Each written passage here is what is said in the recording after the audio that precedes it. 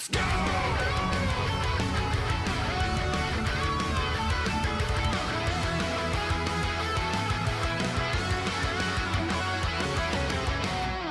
I get it. A lot of the other stuff in Injustice is mad good. The customization, the towers, like all of that shit, that stuff is really good. But to be real, do you really want to have a game where projectiles are just insanely dominant on 75% of the roster and most of them are just people walking back and throwing shit? Those games were the antithesis of fun. They can change. Right. In the same way, if we're talking about the future of MK, if we're just getting into this shit, it wasn't even my intention to start with this. If we're getting into the thick of it right now, and we're really going to start talking about true desires for the future of what the hell NRS is doing. Ed Boon is teasing a potential Injustice 3.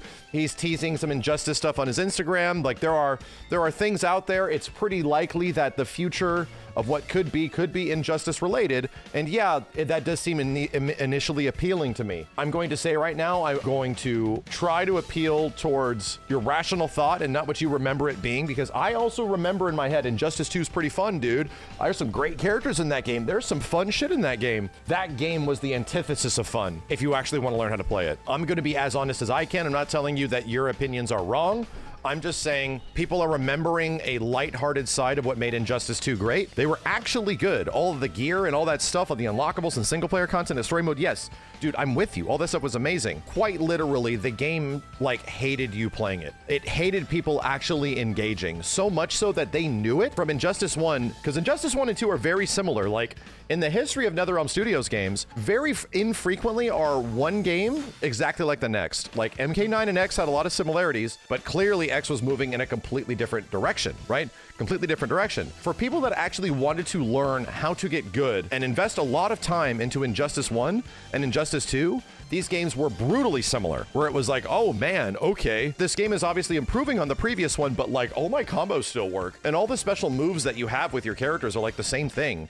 So if you jump in with Aquaman, you jump in with Batman or Superman, you're sort of same forward 2-3 into launcher, into eye laser, into like the same exact bounce up and stuff. This is unlike other NetherRealm Studios games. Injustice was a series that quite literally picked right up from the previous game and sort of in a way was treated like it was a Tekken. From that point, legacy skill was really important. Yes, there was a lot of stuff that was 100% different, but they did not go from the ground up. It built upon itself. We know that's true, okay? We understand that that is the case with the game. That was their approach with Injustice. My worry is that if there is an Injustice 3, I'm thinking in my head, I would like to think it would be a reevaluation of what a DC fighting game could be, what a DC superhero fighting game could be. But what they have proven in the past is that Injustice is a series that picks up off the previous one and does like micro improvements and adjustments. If there was an Injustice 3, it could just be sort of a similar thing all over again, with more stuff and more characters and yada, yada, yada. Just to throw out my overall thoughts on Injustice 2, I love some characters in that game, man. I love the way they play. I love the way the game looks, the single player content, like all that stuff is literally amazing. But the game was so aggressively unfun, it was insane. At least in Injustice 1, you had some characters that literally countered all the insane zoning bullshit that characters had that was super powerful. A Martian Manhunter, or you had a Batgirl. Characters that really made you think, oh, you can't just throw this shit out from full screen. I can do something about it. I mean,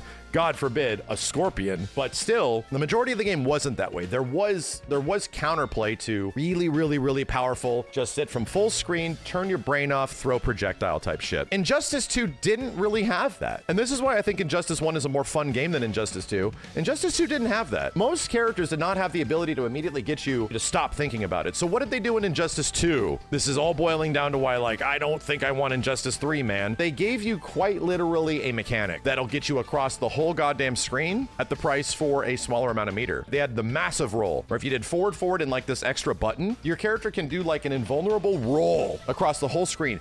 Every single character had this. It sucked. It didn't help the crazy zoning. In fact, it was never worth it. And what it eventually led to was not good. So they had to buff it like multiple times. And it never ended up actually being super valuable. Max, you're making shit up. The game wasn't that way. My dude, the developers knew. Like, they knew the game was that way. They put in a mechanic that would be there to counter that shit. So to me, it's like, okay, so yeah, the game is just admitting that Injustice is this way. So we're gonna add things for people that actually kind of want to like fight and not just throw shit. from full screen. So anyway, the problem is that mechanically speaking, Injustice 2 and the way it handles like breakers and all that stuff, by the way, there's multiple breakers in the game now because there's the second round breakers, the clashes and shit, but there's also the worst breaker in fighting game history. The absolute worst idea of how we could break a combo, which is the stupid slip out. And it all deviated from Aquaman in Injustice 1, where he gets a little slippery with his gimmick and he falls out of combos like faster, but he has to be slippery. So they're just like, hey, you know what? Let's put that in Injustice 2 for everyone, where you get the option of just breaking away out of a combo. From the get-go, I'm immediately like, this is not good. I don't like this because I've gotten the hit and I'm continuing to do the combo, and they would fall out of the combo and get up fast enough to punish you. Why Air Escape would like, and they have to balance it and change it. They keep it in Mortal Kombat 11 and it's just as fucked up and weird, where you hit the ground first and then you get up and I'm literally being punished for hitting you. That gets balanced several times over and over and over again to make it better. They also finally, like a year into the game, a year and a half, they add counterplay to it where you can actually knock them out of it. So it's like, thank God, dude. But clearly, yeah, I'm talking about MK11's Breakaway and also Injustice 2. These things are the same thing is what I'm trying to say. They just kept it in MK11, which is why a lot of people just talk about MK11 being Injustice 3. Like, this game very much is Injustice 3, like the way we meter burn things, the way we break out of combos. Like, this isn't playing like a Mortal Kombat, it's playing like another Injustice game. What I'm trying to tell you is that if you wanted your 1v1 superhero game, it was Mortal Kombat 11. If you wanted like your follow-up to Injustice 2, most of the things, like outside of obviously characters and shit like that, but gameplay ideas carried directly over from Injustice 2 to MK11. For many people, like MK fans, casually, it's incredible because it offers everything, but no shit, that game was pretty much Injustice 2.5. They toned down a lot of the projectiles, don't get me wrong. So this is where I'm like, are you excited that Ed Boon is talking about a potential Injustice 3, thinking that we're gonna get a follow-up to Injustice 2? Not happy. No, I don't know. Unless that game is being completely reworked. If that game gets turned into a game that, you know, prioritizes people actually fighting each other, then I would be down. But there are so many amazing characters in Injustice 2 that are stuck in that game and they can't do shit, dude. Them against some of the zoning crazy assholes that have their crazy diagonal lasers and shit and homing lightning and all this crazy bullshit. Dude, they just suffer. They legit just suffer in that game, and it's like, oh my God, dude, this is brutal. So the game with some of the coolest characters ever, and they just don't get to show any of it, you know? So if you're asking me, hey man, are you excited about Injustice 3? I'm just saying no. I'm hoping the game would be good, and I hope it would be different. I'm gonna tell you something that I'd be more excited for.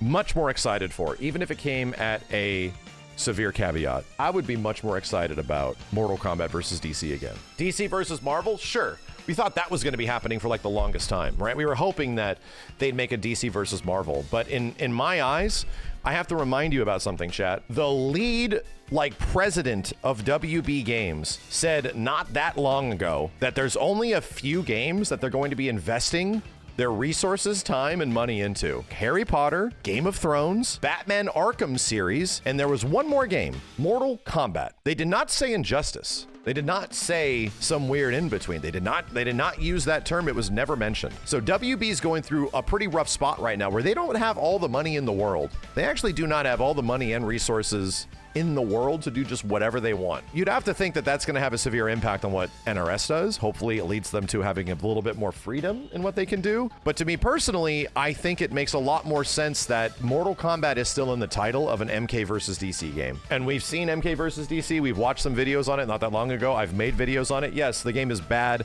but there's also a lot of caveats to it. There's a lot of reasons why it was bad. It was from a company that was going under, about to be bought by Warner Brothers, like all this kind of stuff. MK versus DC is neat as an idea, but its execution back when it came out, not necessarily the best, okay? There is issues with that.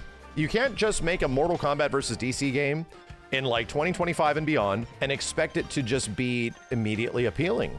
You can't. The problem with it is that you run into the same exact issue that MK ran into in MK versus DC 1. Gore. That's blood. That's violence. All the kind of stuff that makes Mortal Kombat Mortal Kombat. Do they try to get away with like a Sub-Zero / Raiden Injustice 2 situation where those characters in that game get as close to an M rating as they possibly can. And to be real, they do it in a very cool way. I'm actually more impressed by the ways that they convey crazy violence in Injustice 2 than even what you see with the crazy violence in MK11 or MK1. I like it more because they have limitations. They have to get really creative with how they convey what just happened. They do a pretty good job with it. Sub-Zero's win pose is the best. Mortal Kombat is naturally marketed from its gore and hyper-violence and all that stuff, right? Don't get me wrong, we all know that's the case. It also leads to a problem. Ever since, I would say YouTube has grown past Injustice 2, especially with MK11, it's led to kind of an issue where it has not been able to grow a community that much because YouTube censors the shit out of those videos. They are effectively deemed unmonetizable, unadvertisable, so they don't go out to most people. If you make a bunch of Injustice 2 a bunch of MK11 and MK1 videos, you know this is the case. It is very difficult to get those videos to like a wider audience, when in the past, MK and NRS games of the past, it was so easy to grow an audience, dude. It was so easy just to like get people to show up and be in there. Now it's hard because the gore makes it very difficult. So I'm not saying I'm glad that goes away or we want a goreless MK versus DC if that is the case. All I'm saying is that there are ways to approach the brutality and violence of an MK versus DC and keep it in a teen rating without it being just neutered the same way that MK versus DC was back on like the Xbox 360 and PS3. We forget how cool this game looks.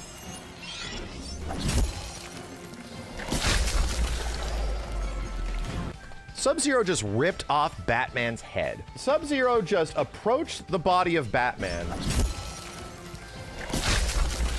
and ripped his head off, dude. Teen-rated game, buy it for your kids. Like, there are ways to communicate and be really clever with violence in a way that is interesting. I find this way more fascinating than just seeing the asshole to the elbow of a character filleted on the stage. To be real, I think they did a really good job with Injustice 2 in terms of it in everything else that wasn't gameplay. Everything that is not directly gameplay, I think, is absolutely amazing in Injustice 2, especially its art style, dude. I love the way this game like looks visually. I still think it's one of my favorite looking NRS games, period. Right there with like Mortal Kombat 11, you know what I mean? My overall analysis of this is that I hope that the future of NRS games is not directly Injustice 3 because I'm scared of an Injustice 3 gameplay wise. I do hope it does something and leans into something kind of new, but also old, which is the idea that Mortal Kombat versus DC can be a thing again. That's a thing that hasn't been around for so long that it legit can be a thing again. So that would make me quite happy. I think if that was the case, it also prevents them from doing all this crazy licensing and stuff because you can pull from a huge myriad of comic book characters and still put them into the game. You have the entire pantheon of DC, the best possible characters from MK. You avoid the big elephant in the room. And the big elephant in the room is that where the hell do you go forward with MK1's story from here? If this is truly the end of MK1, and there's nothing else happening and the next game is being worked on, did we all forget where MK1 stopped at? It sort of like didn't. It just kind of ended, sort of. It didn't lead to a point, a culmination, like a big like lead up to a moment that you would think that would have happened. Yeah, maybe that did happen at the end of the first story mode, but at the end of the second story mode, it doesn't, dude. It's a cliffhanger. It's legit a cliffhanger. If you were to tell me we're making Mortal Kombat 2, and it literally picks up off the story of MK1 when it comes to these NRS games, not an ultra casual where you just play the story mode and continue, but I'm telling you right now, the majority of people did not like the single player content, much less the story. It was good. It was somewhat well received, but it was also heavily criticized, especially the expansion content. So to me, just picking up from that does not make sense, dude. That does not make sense. Or does that make people happy where it's like, yeah, we're just picking up right after Chaos Reigns and moving forward? So what's the alternative? We're just gonna reboot it again? Like for a fourth time? That doesn't make any sense to me, dude. We're just gonna start over MK2. We're just doing the MK1 thing again. Another universe starting over all over again? If the game is promoted as being that, people are gonna be like, wait, what? That does not instill confidence. In my eyes, you cannot have just another solo MK game right now. It does not make sense that MK just continues like straight up. I don't think that leads them to success, and I don't think it leads people to like confidence. that like this is going to be way different. No, dude, like people kind of want to forget that MK1 happened, even though it's really fun right now. People want to forget that shit happened instead of like moving forward. This is why I'm proposing the idea that MK versus DC kind of makes sense, because it's like a deviation in some way. It's making you kind of forget that stuff maybe took place in MK1. It's doing something a bit different. It's crossing over. It's doing all this extra shit, right? Leads to a bunch of funny ass moments that you can have characters in a story mode, like yada, yada, yada. It can sort of exist in its own, you know, unique little universe without worrying about picking up off directly Injustice 2 or directly off MK1, like all that kind of stuff, while still technically being Mortal Kombat, you know? All I'm gonna say is that it's possible for you to have a modern day NRS game that is hyper violent and does all this crazy, you know, gore, but not show it all. And I think MK versus DC is the perfect opportunity for that. There's a little show called Ren and Stimpy. Ren and Stimpy, we grew up with it. You know, God forbid some of the people that worked on it may not be the most upstanding individuals, but Ren and Stimpy was a show that came out in the 90s and we loved it, right? It was so good. Insane tongue-in-cheek humor. It's still funny nowadays to watch that shit. Ren and Stimpy went the Mortal Kombat route several years later, and they got like an MTV show where the creators were unhinged. No limitations, full mature content. You have no restrictions on all of this stuff. You just get to show the ass to the elbow.